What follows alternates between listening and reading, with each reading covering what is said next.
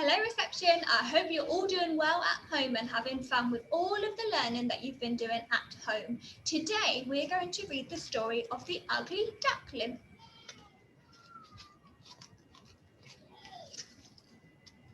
Once upon a time there was a mother duck who had 7 little ducklings. 6 of them were soft and fluffy and yellow, said quack.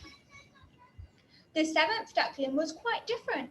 He was grey and spiky and had a long neck and could only say honk. The other ducklings called him ugly. He tried very hard to be liked, but the other ducklings never played with him. His mother would shake her head. Quack! Are you sure you are mine? She said. Quack! You're a funny sort of duck. One day they all swam over to visit the other ducks on the other side of the river. The other duckling, as always, followed far behind. The other big ducks hissed and pecked at him. Go away, they cried. We don't like you. You're not much of a duck. But honk was all the sad little duck could say. That night, as the other ducks slept, the ugly duckling swam far away and hid in some reeds by the pond. Honk, no one wants me, he sniffed. An old cat came prowling along. Meow, what sort of bird are you? She asked. I'm a duckling. Honk, replied the ugly duckling. Meow, funny sort of duck, said the cat, and she crept off to hunt for some mice.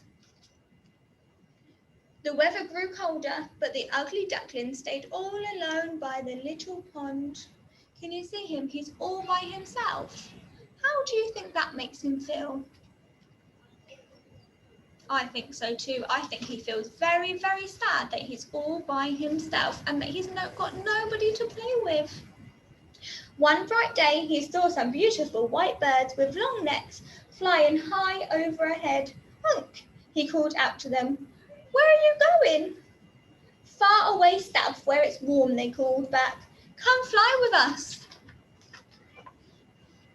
The ugly duckling skittered across the river and the water. Wait for me, he honked, but he wasn't ready to fly yet, and the white birds flew on far, far away. Before long winter came, snow fell, and there was ice on the pond. The ugly duckling had no mother to snuggle up against and keep warm. Honk, he said to himself, I'm so unhappy.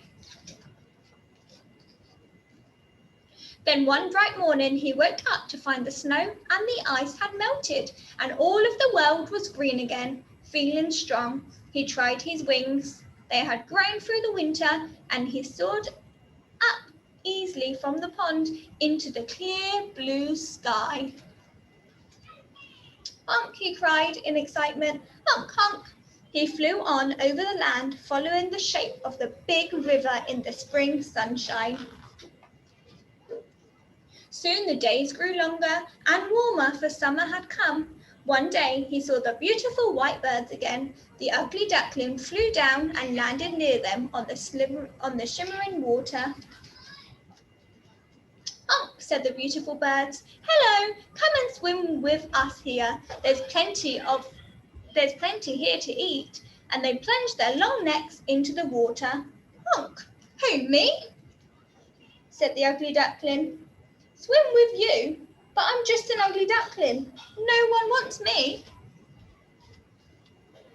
The white birds all laughed. You're not ugly, and you're not a duckling at all, they said. You are a young swan just like us. Look at yourself in the water, and you will see.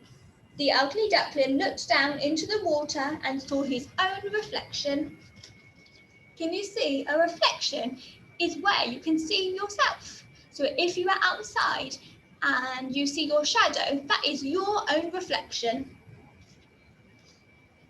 His feathers were now a brilliant white all over. He had a long neck and a bright gold and black beak. He was a swan, just like the others. He honked happily. It didn't matter now that he couldn't quack.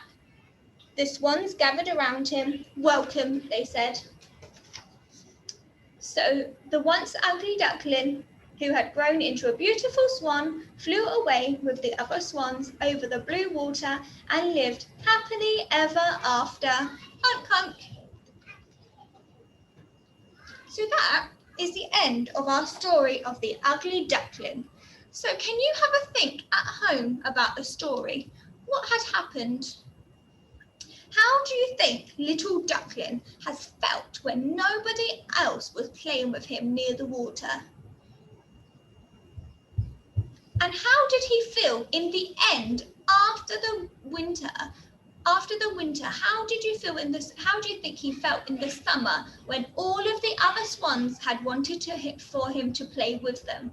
How do you think that changed his emotion?